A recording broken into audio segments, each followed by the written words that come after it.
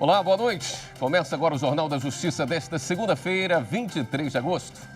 O Supremo Tribunal Federal realiza audiência pública sobre ensino especial. Debate convocado pelo ministro Dias Toffoli reúne poder público, especialistas e entidades da área para discutir os impactos da Política Nacional de Educação Especial.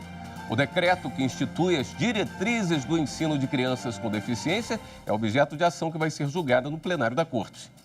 Esse é um dos destaques da edição de hoje. Você confere também. Ministro Alexandre de Moraes autoriza depoimentos em inquérito que apura suposta interferência na Polícia Federal. Arquivado o pedido de investigação contra o Procurador-Geral da República, Augusto Aras, por suposta prevaricação. Segunda turma do Supremo rejeita a denúncia contra o ministro Ciro Nogueira.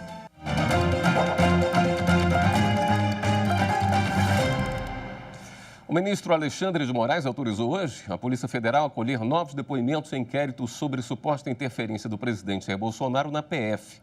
A investigação foi autorizada pelo Supremo em abril do ano passado, a pedido da Procuradoria-Geral da República, e tem como base declarações do ex-ministro da Justiça, Sérgio Moro. Para Moraes, as novas oitivas podem ser feitas sem a necessidade de acesso prévio à mídia da reunião ministerial de abril de 2020, citada no inquérito, para que sejam formuladas as perguntas às testemunhas. O procedimento havia sido determinado pelo então relator do caso, o ministro Celso de Mello, no início da investigação. No próximo mês, está prevista a retomada do julgamento sobre a forma que o presidente Jair Bolsonaro será ouvido no caso, se deve ser presencialmente ou por escrito. Governadores de 24 estados e do Distrito Federal se reuniram hoje para discutir a defesa da democracia.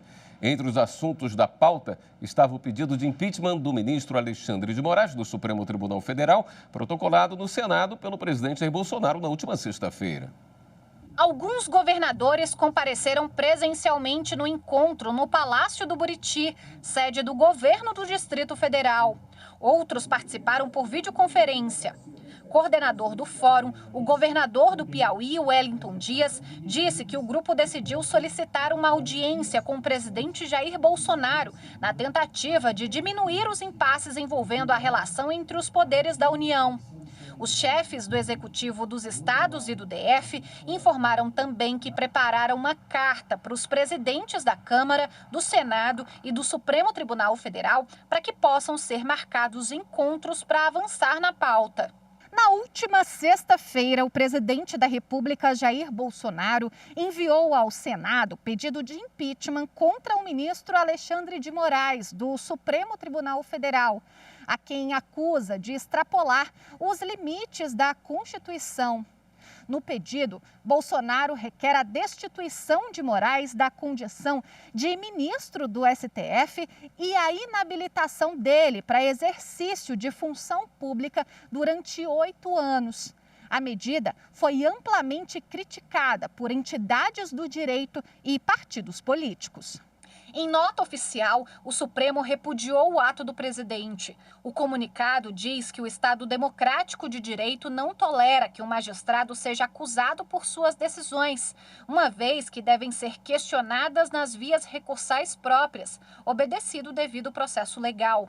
E que, ao mesmo tempo em que manifesta total confiança na independência e imparcialidade do ministro Alexandre de Moraes, aguardará de forma republicana a deliberação do Senado. Rodrigo Pacheco, presidente do Senado, afirmou que não vê fundamentos técnicos, jurídicos e políticos para impeachment de ministro do STF. Os partidos políticos também se manifestaram.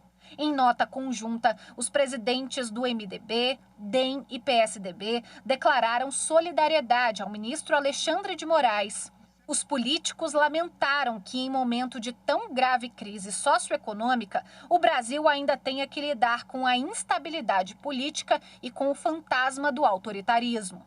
E afirmaram que o momento exige sensibilidade, compromisso e entendimento entre as lideranças políticas, as instituições e os poderes. O Superior Tribunal de Justiça também se manifestou sobre o assunto. Em nota, o STJ expressou preocupação com o pedido de impeachment apresentado contra o ministro Alexandre de Moraes no pleno exercício de suas atribuições constitucionais. Para a Corte, a convivência entre os poderes exige aproximação e cooperação, atuando cada um nos limites de sua competência, obedecidos os preceitos estabelecidos em nossa Carta Magna. A Associação dos Magistrados Brasileiros, AMB, e a Associação dos Juízes Federais manifestaram repúdio ao pedido. Segundo as entidades, representa um ataque frontal à independência e à harmonia entre os poderes, conforme estabelecido no artigo 2º da Constituição Federal. Ex-ministros da Justiça e da Defesa enviaram ao Senado o Manifesto pela Democracia. Em nota, o grupo diz que eventual seguimento do processo surtirá efeitos nocivos à estabilidade democrática, de vez que indicará a prevalência de retaliação a membro de nossa Corte Suprema, gerando imensa insegurança no espírito de nossa sociedade e negativa repercussão internacional da imagem do Brasil. E o ministro Alexandre de Moraes arquivou notícia-crime que pedia a investigação do Procurador-Geral da República, Augusto Aras, no Conselho Superior do Ministério Público por suposta prevaricação. Segundo os senadores Alessandro Vieira e Fabiano Contarato, Aras não estaria cumprindo com as obrigações do cargo, sendo omisso quanto a ataques ao sistema eleitoral brasileiro e à fiscalização do cumprimento da lei no enfrentamento à pandemia. Ao determinar o arquivamento, o relator afirmou que o pedido não traz os elementos mínimos que caracterizem o crime de prevaricação e que justifiquem a instauração de inquérito. Entre eles, não ficou demonstrado que interesse pessoal teria movido o agente público para retardar ou deixar de praticar indevidamente ato de ofício ou praticá-lo contra a disposição expressa da lei. Em julgamento virtual, o plenário do Supremo rejeitou a ação contra a norma que instituiu o crime de denunciação caluniosa para fins eleitorais. O colegiado acompanhou por unanimidade o voto da relatora, a ministra Carmen Lúcia. Os detalhes com a consultora jurídica da TV Justiça, Karina Zugolotto. Olá, boa noite. E na última sexta-feira foi concluído mais um julgamento no plenário virtual com a improcedência por votação unânime de uma ação direta de inconstitucionalidade que foi proposta pelo Partido Social Liberal em setembro de 2019, questionando um dispositivo que foi inserido no Código Eleitoral também em 2019, criando o tipo penal, o crime chamado denunciação caluniosa para fins eleitorais. De acordo com a legislação, quando alguém divulga um ato ou um fato que sabe ser falso para fins eleitorais, atribuindo esse fato a uma pessoa que sabidamente ela é inocente, teria-se a configuração desse crime. E para esse crime, a pena estabelecida foi de 2 a 8 anos de reclusão. E foi justamente nesse ponto que o partido autor trouxe a ação questionando, alegando violação do princípio da proporcionalidade, individualização da pena e também da livre manifestação do pensamento. Quando aprovado o projeto de lei no Congresso Nacional, foi submetido ao presidente da República, Jair Bolsonaro, para sanção ou veto e o dispositivo foi vetado. Mas esse veto foi derrubado pelo Congresso Nacional, que manteve a sua eficácia. E nesse sentido também, os ministros do Supremo Tribunal Federal, ao julgarem improcedente essa ação direta de inconstitucionalidade, seguiram o voto da relatora para manter a eficácia do dispositivo, que entende vem proteger não só a moralidade de todo o processo eleitoral, como também vem para manter a rigidez de todo o sistema representativo democrático. O ministro Gilmar Mendes também se manifestou. Disse que esse dispositivo trata-se de um mecanismo importante de repressão penal às chamadas fake news, que são utilizadas para corromper o processo eleitoral e atacar a democracia. Outros julgamentos realizados no plenário virtual você continua acompanhando aqui, na TV Justiça. E já está em vigor a portaria que institui o Programa Permanente de Enfrentamento à Desinformação na Justiça Eleitoral. A portaria, assinada pelo presidente do Tribunal Superior Eleitoral, ministro Luiz Roberto Barroso, destaca que a desinformação é um desafio global e que as fake news representam um risco a valores essenciais da sociedade, como a democracia. Também afeta de forma negativa a credibilidade das instituições e compromete o direito ao voto consciente. O programa foi criado em agosto de 2019, após os ataques ao sistema eleitoral, com foco no pleito de 2020. Desde então, o combate à desinformação virou uma das prioridades do TSE. Por isso, a decisão de tornar o trabalho permanente. O programa conta com a parceria das principais instituições democráticas do país, como a Câmara dos Deputados e o Senado Federal, e das principais plataformas de redes sociais. E no próximo bloco, o STF rejeita a denúncia contra ministro Ciro Nogueira e deputado Eduardo da Fonte. Voltamos já.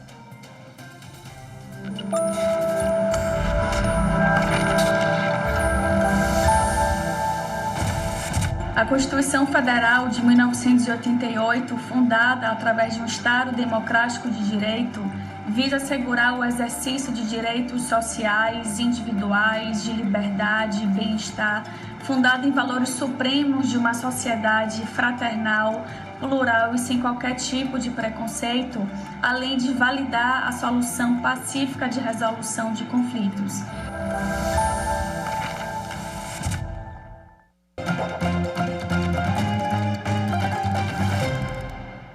A ministra Carmen Lúcia negou o pedido do deputado federal Ricardo Barros contra a quebra de sigilo determinada pela CPI da pandemia.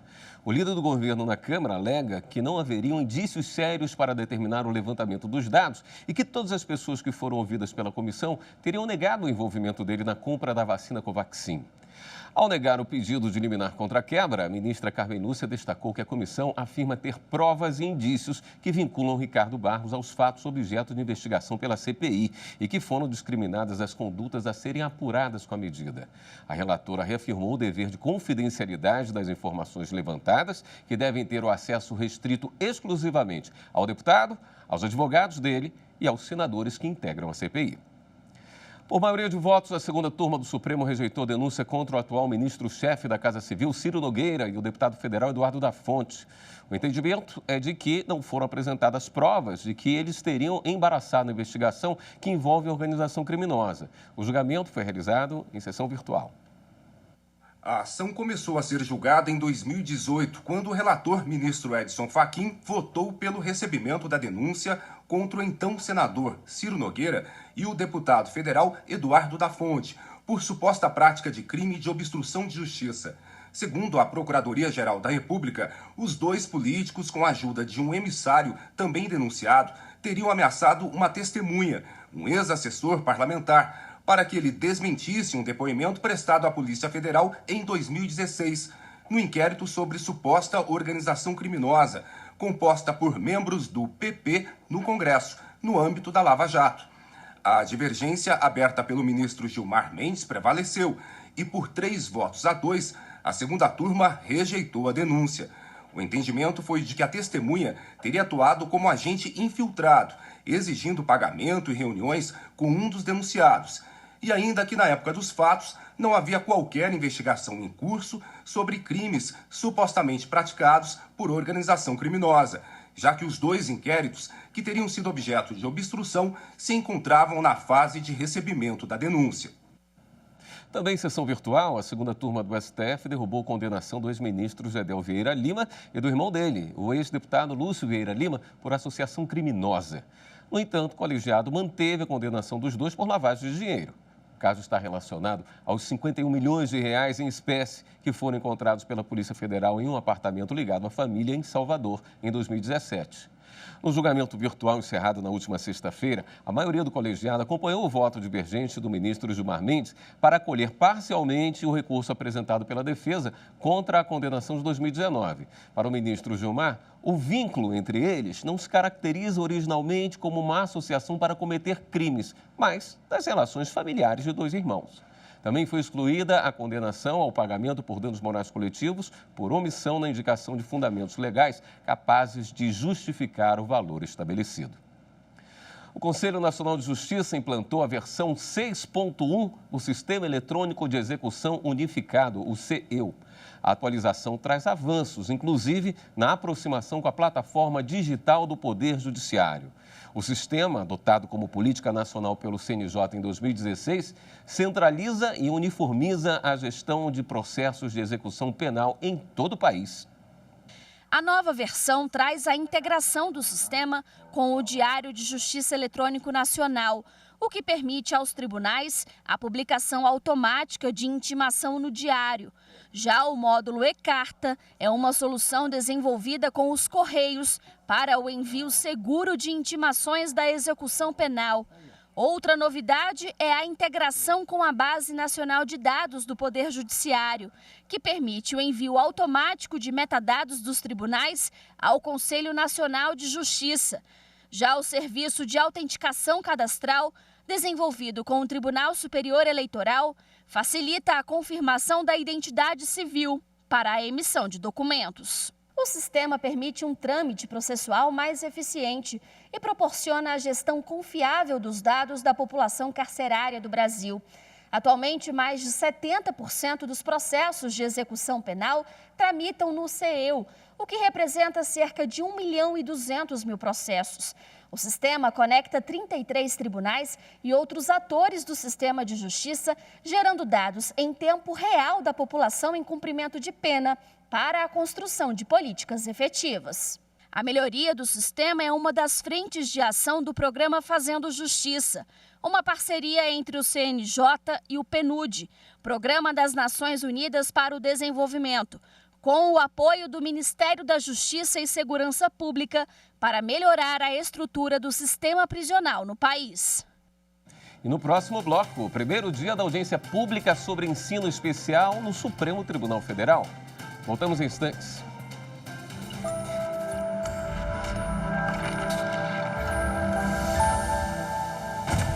O centro da Constituição Federal é o direito à vida como inviolável e tudo aquilo que torna digna a existência.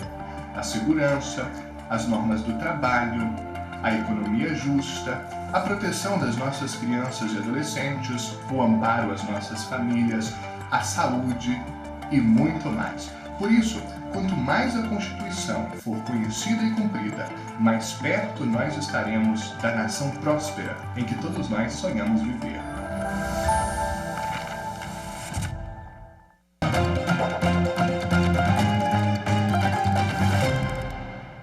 Começou hoje no Supremo Tribunal Federal a audiência pública para discutir a Política Nacional de Educação Especial.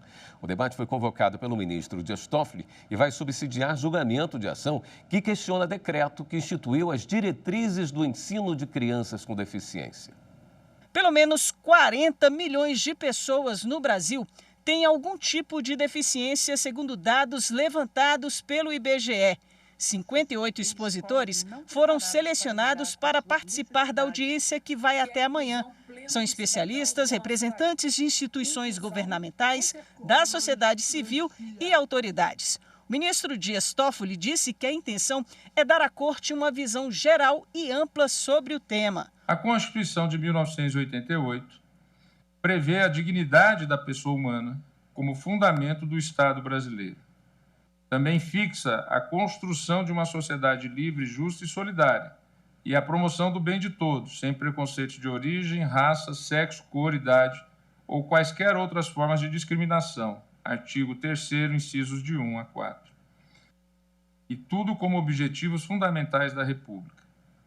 Nessa esteira, a ordem constitucional brasileira alberga políticas e diretrizes destinadas à plena inserção das pessoas com deficiência nas diversas áreas da vida em sociedade, como o trabalho, o próprio serviço público, a assistência social, a previdência, a educação, a assistência às crianças e adolescentes, a acessibilidade e o transporte. Participaram da abertura o subprocurador-geral da República, Alcides Martins, o advogado-geral da União, Bruno Bianco, o secretário executivo do Ministério da Educação, Vitor Godoy Veiga, e a ministra Carmen Lúcia. Alguns são iguais porque já chegaram a uma situação, mas nós somos seres humanos titulares não apenas do direito à liberdade, mas a Constituição brasileira nos propicia e nos garante o direito à libertação, ou seja, um movimento aquisitivo permanente de novos espaços e expansões da liberdade. Isto se põe também no movimento que leva a uma igualação. Para o PSB, autor da ação, as medidas instituídas pelo decreto são discriminatórias e estão na contramão da educação inclusiva. A proposta apresentada pela Presidência da República traz de volta o modelo ultrapassado e descartado não apenas pelas próprias pessoas com deficiência, mas por toda a academia durante as décadas que tem se esforçado para transformar o ambiente escolar em um espaço que compreenda as especificidades de todos os alunos, possibilitando, assim, uma melhor integração e acesso ao currículo escolar pelos alunos com deficiência. Já o MEC defende que o decreto possibilita a diversidade pedagógica, com o objetivo de garantir a mais adequada alternativa educacional para cada estudante. Para os alunos e famílias que se beneficiam das classes comuns e que desejem permanecer nesta situação, não há mudanças significativas. Para aqueles, no entanto, que entendam ser necessário um atendimento educacional especializado em classe especial e que optem por este novo caminho, as mudanças serão transformadoras. Elas terão o direito de escolher um caminho que as possibilite ter acesso a um desenvolvimento adequado de suas capacidades. Foram ouvidos representantes dos Ministérios da Educação, da Saúde e da Mulher, da Família e dos Direitos Humanos, e integrantes da Câmara dos Deputados diretamente ligados ao tema, que são a favor do decreto. Quando se nega as escolas e classe bilíngues de surdos, se desconsidera as nossas vozes em nome de um modelo de inclusão desvinculados dos desejos e necessidades de seus principais atores, os alunos surdos, assim como em suas devidas realidades e especificidades em outras deficiências. Se manifestaram contra o decreto representantes do Ministério Público, da Defensoria Pública e da Ordem dos Advogados do Brasil. O que ainda atrapalha na efetivação dos direitos das pessoas com deficiência é a postura das autoridades públicas. Mais que a retórica preconceituosa, discriminatória e, portanto, criminosa, a deliberada omissão na adoção de políticas públicas adequadas, na priorização do orçamento, na valorização do serviço público e dos professores e demais agentes escolares. Amanhã, a partir das 9 horas da manhã, será a vez da participação da comunidade acadêmica, de representantes da Unesco, de associações de pais e amigos dos excepcionais, de entidades de direitos humanos e de instituições diversas que trabalham com estudantes especiais. No período da tarde, a partir das 2 horas, serão ouvidas entidades ligadas a questões específicas como autismo e síndrome de Down, e representantes de cegos, surdos, deficientes sensoriais e crianças superdotadas. A audiência pública está sendo transmitida ao vivo pela TV Justiça, Rádio Justiça e pelo canal do STF no YouTube. Em apoio à audiência pública, a Biblioteca do Supremo preparou uma publicação específica sobre a Política Nacional de Educação Especial. A publicação reúne a legislação e a jurisprudência sobre a Política Nacional de Educação Especial, criada em setembro do ano passado. A obra divulga a doutrina que existe na rede virtual de bibliotecas e serve de apoio ao trabalho dos ministros na audiência pública e no julgamento da ação sobre a política nacional que tramita no Supremo. Também tem o objetivo de oferecer à sociedade informações para compreender melhor a educação inclusiva. O Conselho Nacional de Justiça promoveu hoje o segundo encontro virtual sobre liberdade de expressão com enfoque nos povos indígenas. No encontro, o ministro Luiz Fux, presidente do CNJ, falou sobre o aumento das violações contra os direitos dos indígenas e da necessidade de autuação do Estado para garantir dignidade, participação e respeito à cultura e às tradições desses povos. O ministro lembrou também das ameaças sofridas recentemente pela líder indígena Sônia Guajajara sobre a acusação de difamar o governo federal numa série produzida para a internet. De acordo com o Fux, um inquérito chegou a ser aberto para apurar os ataques que foram rigorosamente rechaçados pela Justiça Federal. Esse fato nos permite reafirmar que o Poder Judiciário não vai permitir retrocesso e seguirá exercendo sua missão de concretizar e efetivar e proteger os direitos e as liberdades dos povos indígenas e de todas as brasileiras e brasileiros que cumprimentam a nossa Carta Federal. Toda e qualquer decisão que envolva povos indígenas deve assegurar também um diálogo intercultural, sem censura ou reprimenda, sendo assegurado o respeito à autonomia e o modo de ser e o modo de viver desses povos.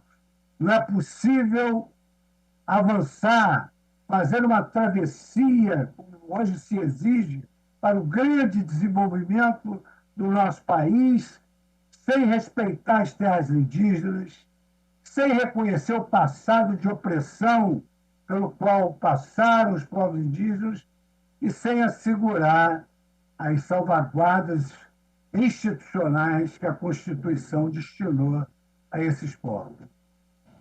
Esta edição do Jornal da Justiça fica por aqui. Uma boa noite para você. Até amanhã.